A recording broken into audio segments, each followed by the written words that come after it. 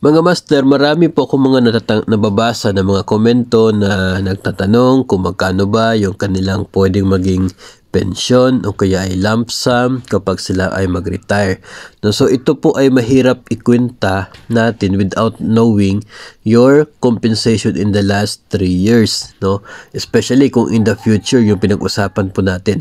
So ito po, nakikita po ninyo sa GSIS Touch. Nandoon po sa claims, no? GSIS Touch, i-open nyo po, tapos doon po sa claims, check nyo po yung isa po doon, tapos yung available claims po yung tingnan ninyo, tapos sa retirement na claims.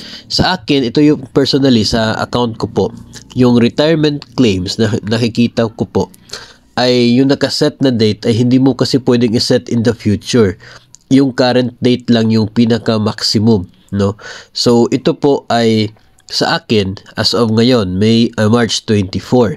So ito po yung Retirement Law 8291 na batas. Yung length of service ko is nasa 7.4 years. Tapos yung net benefit na makukuha ko is 157,000. Ito ay matatanggap ko kapag cash payment payable at age of 60. So kung gusto po nating tingnan yung kanya pong breakdown, ito po, click nyo lang po doon. So, ito pong as of today, March 24, meron akong length of service sa 7.4, 7.3 yung PPP ko po. Tapos, average monthly compensation in the last 3 years, itong 24,134. So, no more need for any computation kasi lalabas na po siya dito.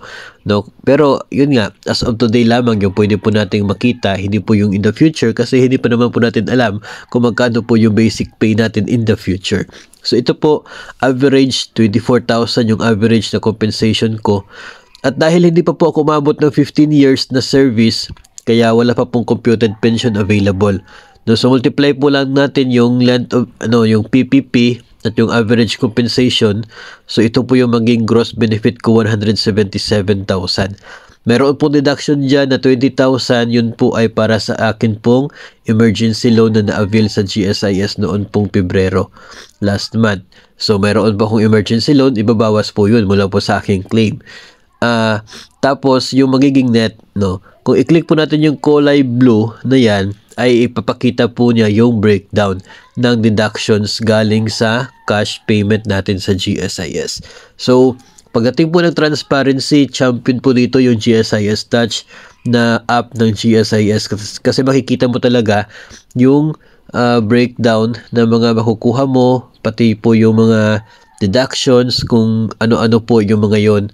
No, yung policy loan na hindi po ibabawas dito kasi mayroon pong particular na naka-collateral po diyan. Yun pong yung accumulated value ng atin pong policy sa GSIS